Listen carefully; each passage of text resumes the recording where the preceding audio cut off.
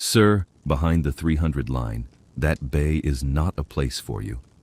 Corwin Vandergrift said it loud enough for the whole firing point to hear, and loud enough, too, for the woman from the insurance company standing at his elbow with a clipboard she never once looked down at. 2,100 yards of dry ridge corridor stretched out past the old man's shoulder, and everyone watching assumed the matter was already settled. Every week, Elwood Dabney signs the range register. He asks the same quiet question about a dedication wall no one else remembers, and no one has ever answered him. This was such a week. He had asked it not 4 minutes before Corwin's voice found him, and he would ask it again before the day was through, though nobody in that crowd yet understood there was any reason he should. 3 certified rifles, 3 of the range's own instructors, and a morning of shifting wind had produced by 9 o'clock exactly 1 hit on that far steel target out of 11 rounds sent. A recertification audit was underway that would decide inside of 6 days whether Cutbank Ridge kept its state grant and its insurance at all. A new automated targeting system waited in a case near the clubhouse, priced at a number Sloan Tanner had overheard and not been able to forget. And somewhere in the pocket of a faded canvas coat, folded soft at its corners, wrote a laminated card of numbers that had outlived a marriage, a war, and 4 decades of range days nobody thought to write down. If you've ever watched someone dismiss a quiet old man standing behind a line he'd already walked past in his mind, you already know how this ends. What you don't know yet is what it costs to get there. A confiscated scrap of paper nearly lost to a file transfer, a grounded flight, a contract quietly built on work that was never credited to the man who wrote it, and a name that does not appear yet on any manual, though the doctrine inside it has trained officers on this very range for years without their knowing whose wind calls they were reciting. None of that had happened yet. At 9 in the morning, it was only an old man in a barn coat, a director with a laminated card of his own, and a line in the dirt that Elwood had already crossed in every way that mattered, long before his boots ever reached it. He had come up the gravel drive a little after 8, in a truck old enough that its color had gone the gray of standing water, and parked it crooked in the far corner of the lot, the way a man parks who has never once worried about being blocked in. The canvas coat he wore was the same one he'd worn the winter before, buttoned at both wrist cuffs, though the morning was already warm enough to raise a shimmer off the gravel.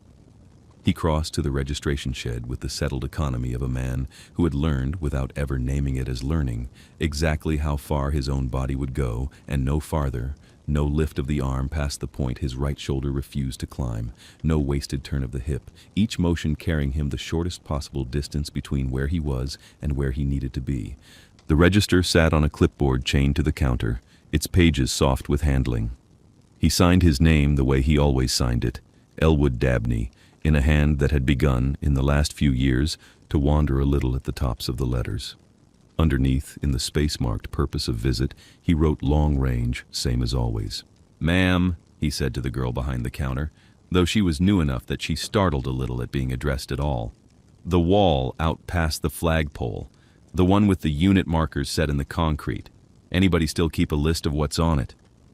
She looked and found nothing but a stretch of blank stucco past the flagpole, the kind of wall that exists at any public range to hold a plaque someday when someone gets around to ordering one. I'm sorry, sir, I don't know what you mean. Is there supposed to be something there?" "Might be there's not," he said, and that was the whole of it, delivered so plainly that she couldn't have said afterward whether he'd seemed disappointed or merely confirmed in something he'd expected. He folded the clipboard shut himself, gently, the way another man might close a door on a sleeping room, and went on toward the firing line. He carried, in the breast pocket of the canvas coat, a dope card gone soft and translucent at its laminate edges, penciled over so many times in so many years that the numbers sat in faint layers, one correction resting on the ghost of the last. Margaret had kept that card for him for the better part of 3 decades, filling in his elevation holds and his wind calls on the Saturdays he shot, her handwriting small and upright where his own had always run loose and slanting. 11 years gone now, and his hand had begun, somewhere in the last several, to shake enough on paper that he no longer trusted it to hold a number steady, never on a trigger, only on a page, and so without ever telling anyone why, he had taught himself to write the new corrections in the shape of her letters instead of his own. It was not sentiment, or not only sentiment. It was, he would have said if anyone had asked, which no one ever had, the only true copy of the card he'd trust in a crosswind. He set his gear bag down at the 200-yard bench, not the 2,000, because he had learned that a man drew less attention starting where he was expected to start. The demonstration was already gathering itself into a small production by the time Elwood reached the bench line proper, and Corwin Vandergrift stood at its center the way he stood at the center of most things at Cutbank Ridge, laminated safety card in hand, tapping it once against his palm before he spoke, a habit that had become, over years of demonstrations exactly like this one, something between a verbal tick and a gavel. Per our safety matrix, he was saying to the small crowd of trainees and the insurance woman with her silent clipboard, the 2100 bay is a controlled access lane. Certified shooters only, spotters mandatory, wind call logged every string. He said it with the ease of a man who had said it perhaps 1,000 times and expected to say it 1,000 more. An ease that had, underneath its polish, real skill. His own hits at 900 yards that morning had been clean, unhurried, the kind of shooting that had put 3 regional trophies on a shelf in his office and a national-level name to his credit before he was 30. It was somewhere in the middle of that ease that he noticed Elwood at the 200 bench, unpacking an old bolt rifle with a scope that looked older than half the trainees watching, and something in Corwin's face shifted from performance to correction. "Sir, behind the 300 line, that bay is not a place for you."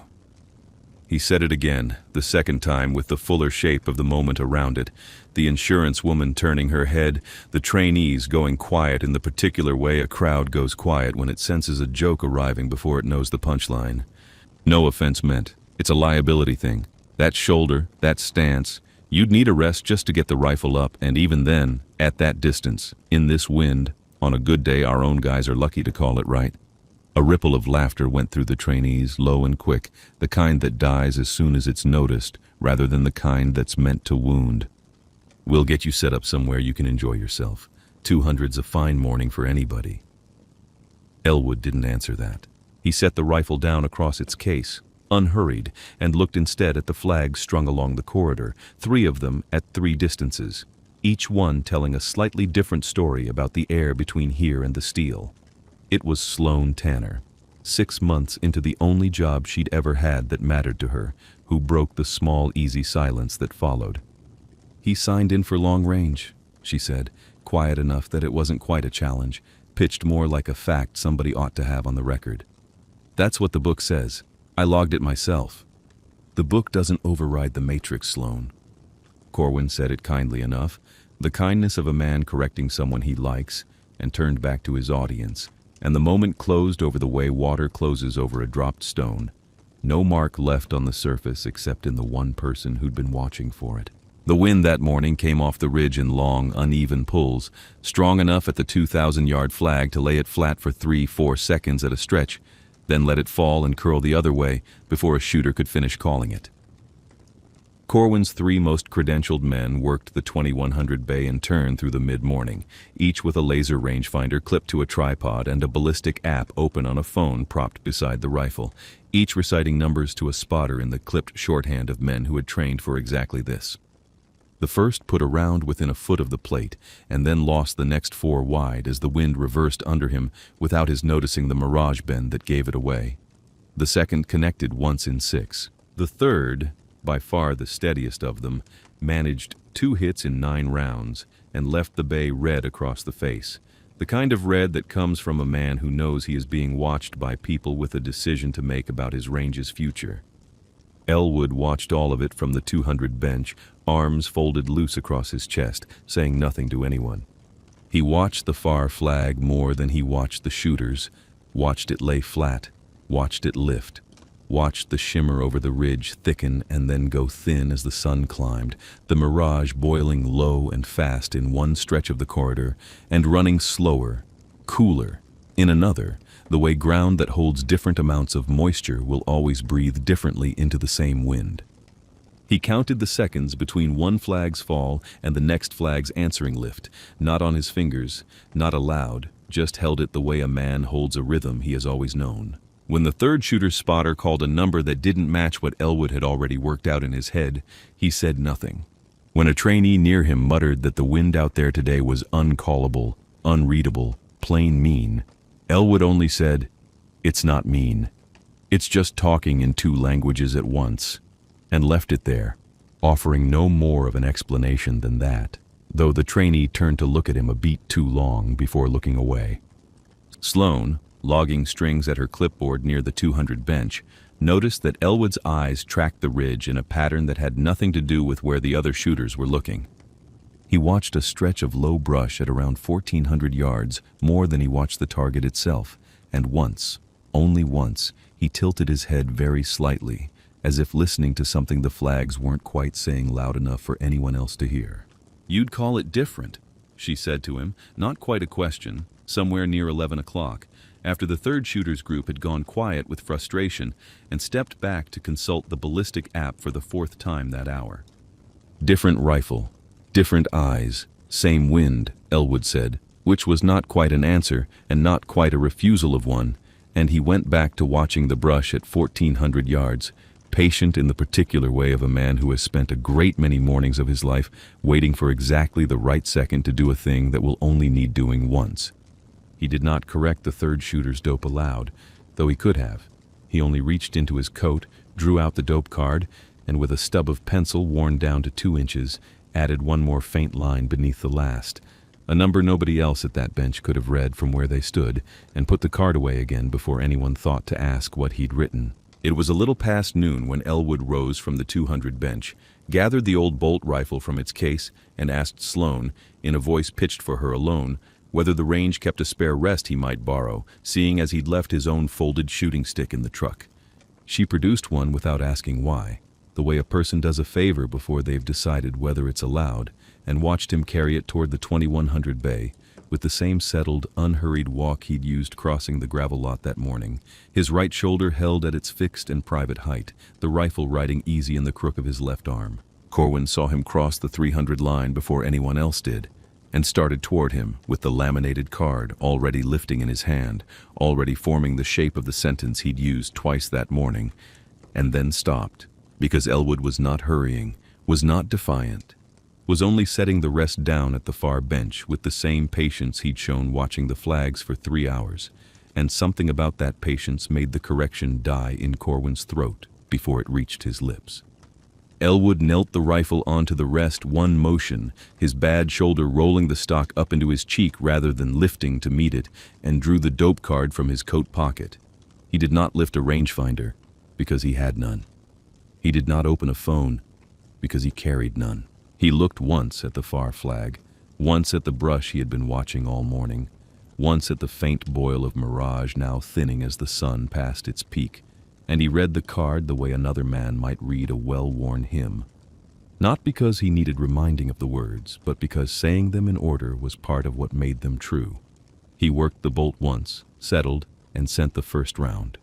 It struck low, a spray of dust rising well short of the plate, and for one breath the small crowd that had gathered near the 300 line took that miss as confirmation of everything Corwin had said that morning. Elwood didn't react to the miss at all. He drew the pencil from behind his ear, made one mark on the card, no more than a whisper of graphite, and worked the bolt again.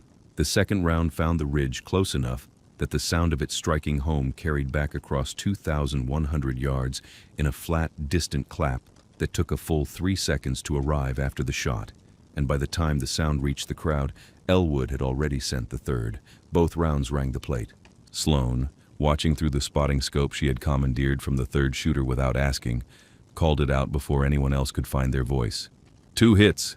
Confirmed. 2 hits at 2100. No rangefinder, no app. And then stopped herself because the number sounded too strange to say twice. The insurance auditor lowered her clipboard for the first time all morning and looked at the old man kneeling behind the borrowed rest with an expression that had nothing to do with policy at all. Corwin Vandergrift stood very still at the 300 line, the laminated safety card gone slack in his hand, and said nothing, because there was, for several long seconds, nothing in his own vocabulary built to hold what he had just watched.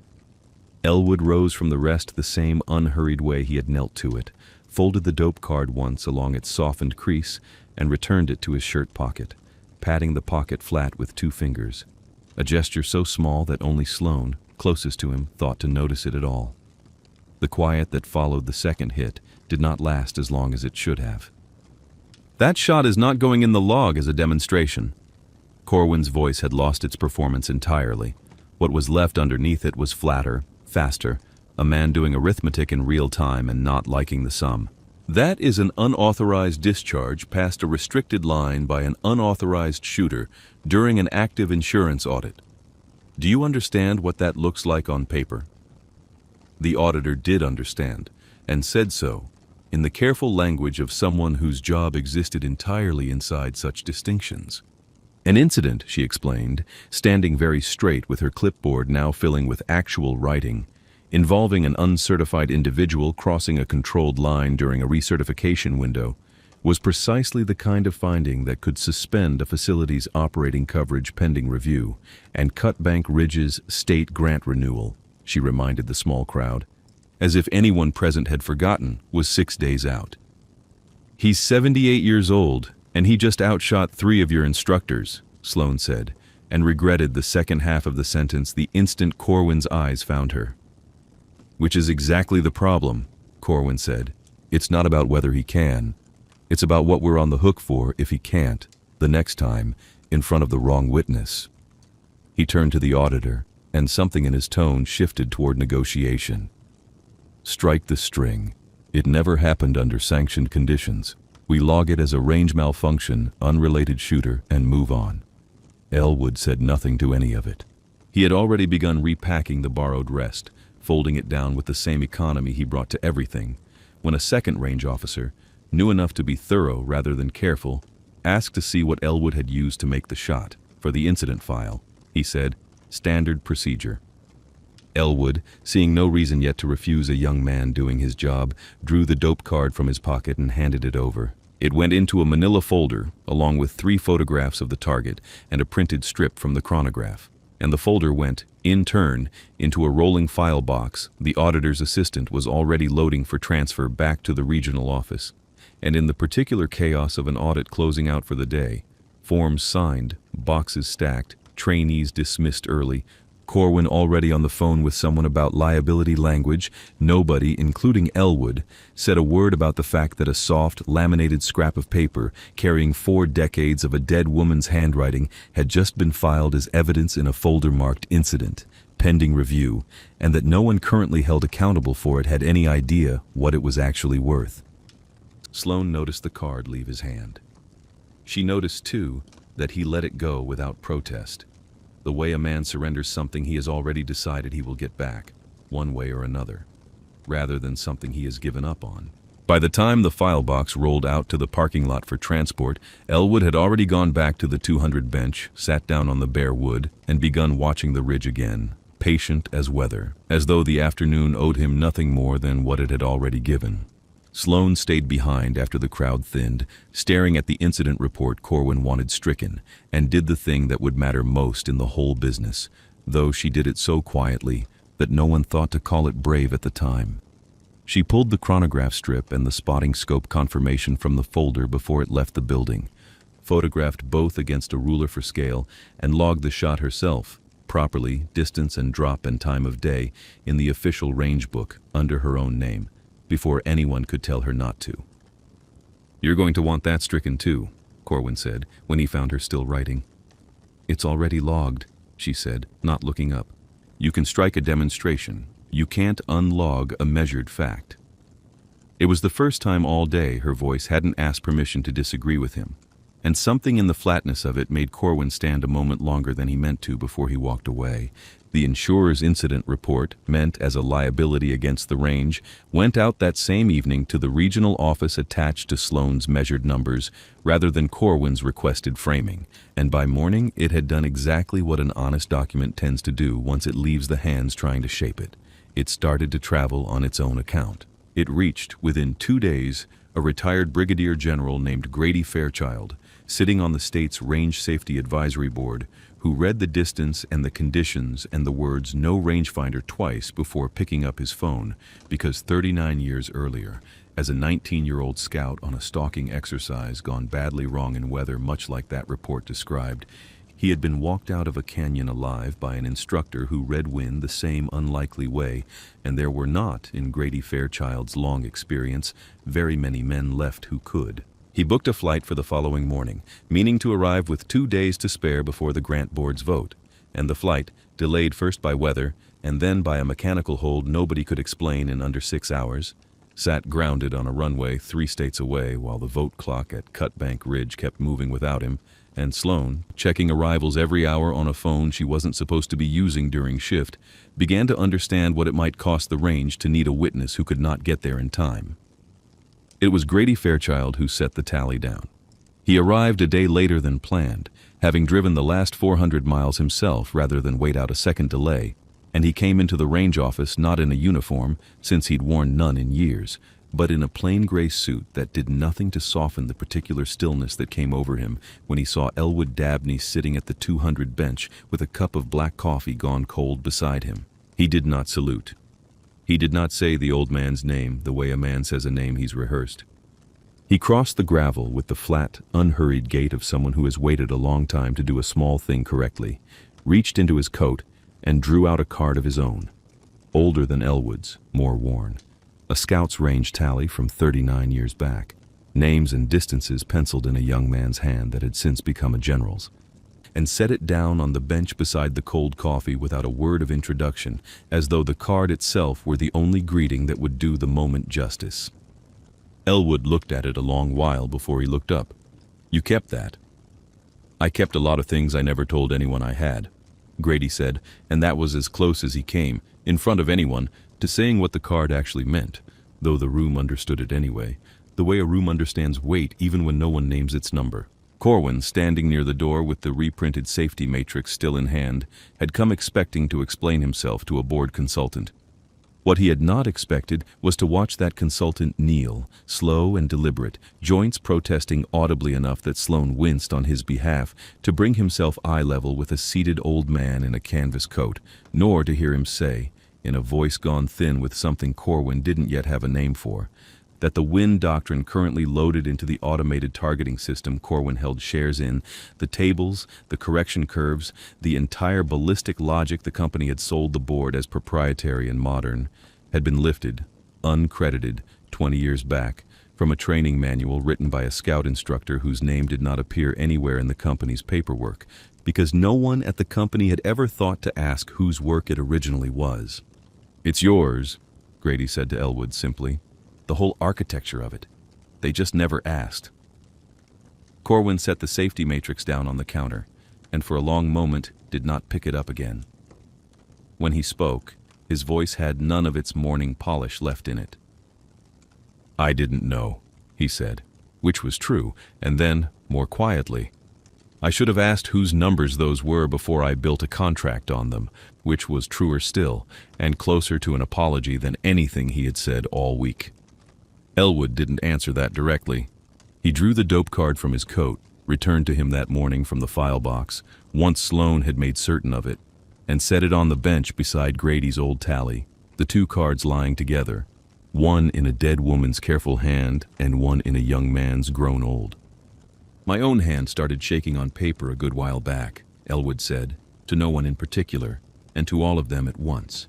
The closest thing to an explanation he would offer for anything that week. "Never on a trigger, just the pencil.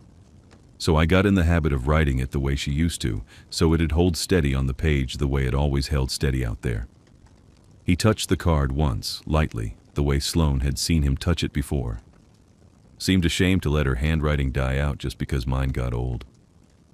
Nobody in that room asked him to say more, and he didn't offer it, and that was the whole of the grief and the whole of the love in it, laid down plain as 2 cards on a shooting bench, needing no further translation. The state grant board met on schedule 6 days after the shot, and Grady Fairchild's testimony, together with Sloan's honestly logged report, settled the matter inside of 20 minutes.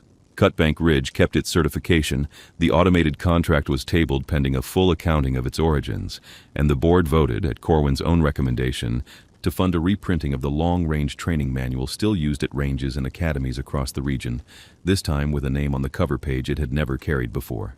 Sloan kept her job, and kept, too, the habit Elwood had shown her without meaning to teach it, of logging a thing exactly as it happened rather than as someone above her wished it had. Corwin took to introducing new trainees to the wind flags with a different sentence than the one he'd used all his career, one that no longer began with a laminated card tapped against his palm, and more than one of them noticed that he had grown, in the month since the audit, considerably less quick to tell an old man where he was and was not permitted to stand. Months later, on an evening with no crowd left to watch and no audit underway and no board vote pending, Elwood Dabney drove out to Cutbank Ridge alone, signed the register without asking his old question, because the dedication wall now carried at last a name that answered it, and walked the length of the range to the 2,100-yard bay as the light went long and gold across the ridge. He knelt the old bolt rifle onto its rest, drew the laminated card from his shirt pocket, and read it once more by the last of the daylight, not because he needed the numbers, but because reading them in order was still, after everything, the shape of the thing he trusted. He sent one round. It rang the plate, clean, and the sound came back to him 3 long seconds later across the empty corridor, and he let it fade before he moved again. Somewhere, a manual carries someone else's name on work that was never theirs. Tell us if you've ever seen a quiet correction like this one land. Elwood sets the laminated dope card back into his shirt pocket, folds closed a newly printed manual bearing his name on the cover page, and walks to the 2,100-yard bay alone at dusk, no crowd left to watch.